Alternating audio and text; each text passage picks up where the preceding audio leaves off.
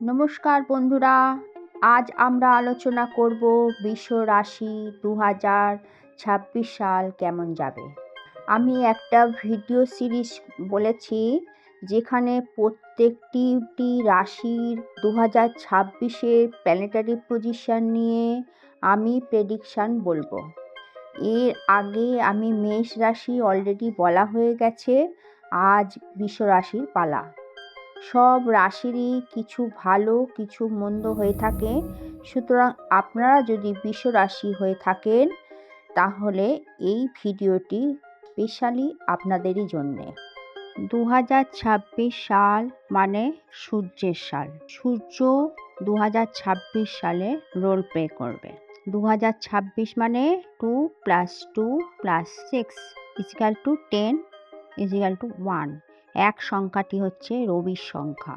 সুতরাং সূর্য কী করে? আমাদের নেম, শারীরিক সুযোগ সুবিধা, অর্থনৈতিক ব্যবস্থা, আমাদের সর্বদিকে উনি দেখাশোনা করেন।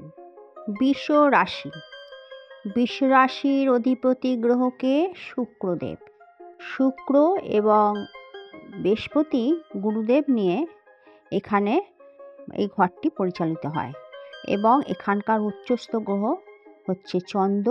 সুতরাং বিশ্ব রাশির ক্ষেত্রে সূর্য যখন প্রকাশিত হবে, এদের পারিবারিক জীবন, শরীর স্বাস্থ্য ভালো যাবে, এদের অর্থব্যবস্থার উন্নতি হবে।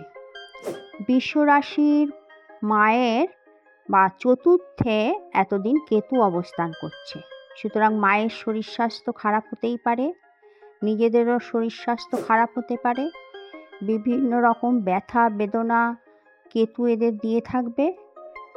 যদি দেয় বা রবির সালে সূর্যদেব এদের এই সমস্যা থেকে বের করে দেবেন বা এই সমস্যার সমাধান পেয়ে যাবেন। আর বিশ্ব রাশির অষ্টমে আছে শুক্র, বুধ, রবি, মঙ্গল।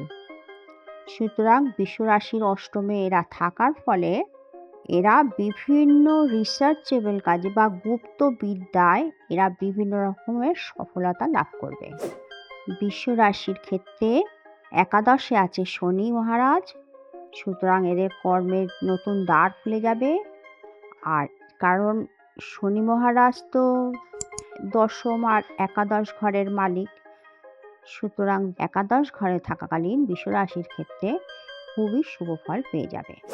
রাহু দশমে, একটু কর্মের ক্ষেত্রে বিভ্রান্তি হতে পারে আর একটু আপনাদের ঘুরে ফিরে কাজ করতে হবে। এতদিন ধরে অনেকটা বসে থাকবে, বসে বসে কাজ পেলেও অনেকটা ঘুরতে হবে আপনাদের। আর বিশ্ব রাশির ক্ষেত্রে অল ওভার ভালো যাবে।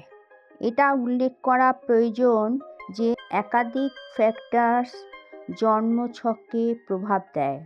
এই ভিডিওটিতে আমি সংক্ষেপে জেনারেল ফ্যাক্টরগুলো বললাম। আপনাদের বিশেষ প্রশ্ন থাকলে নিশ্চয়ই কমেন্টে জানাবেন, আমি যথাসম্ভব উত্তর দেওয়ার জন্যে চেষ্টা করব।